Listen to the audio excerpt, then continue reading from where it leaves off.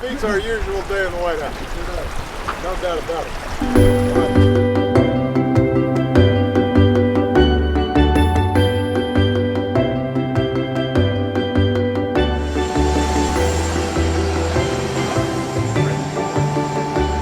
All right, let's go to Alaska.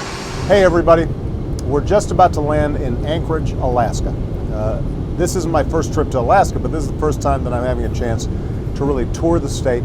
I'm going to have a chance to talk to Native American communities here who have for thousands of years lived off this amazing, beautiful land, but are now being severely threatened because of climate change.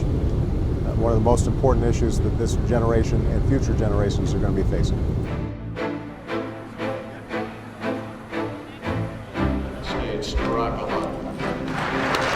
Climate change is a trend that affects all trends, economic trends, security trends. Everything will be impacted. We're not acting fast enough. Those who want to ignore the science, they are increasingly alone. They're on their own shrinking island.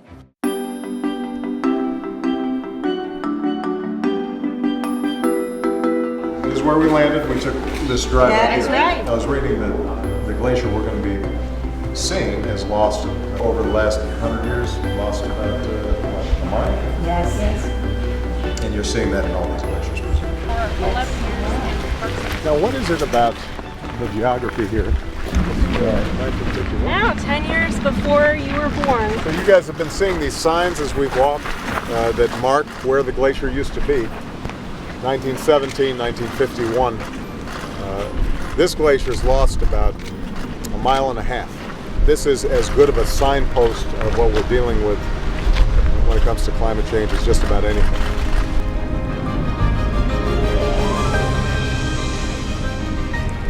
This is worth preserving, and climate change is not just affecting spectacular views like this.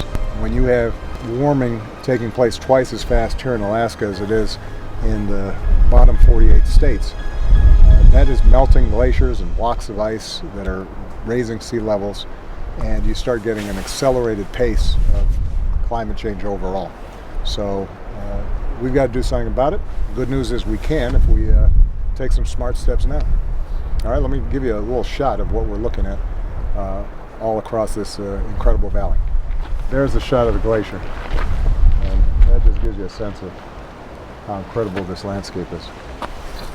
It is beautiful. To everybody in Dillingham and everybody all along Bristol Bay, thank you for your incredible hospitality. We are so glad to be here. And the young people here especially, I'm very proud of you. Keep up your traditions, even as you go out into the big world and learn and bring back the knowledge that's going to help to build this community. So we're very, very proud of all of you. That's the ball game. Shoot! Cool up.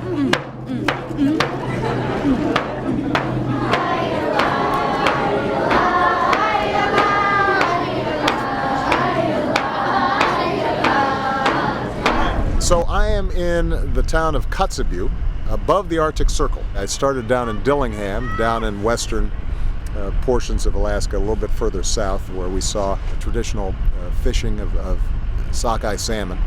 About 40% of America's wild seafood population comes from that area down in Bristol Bay.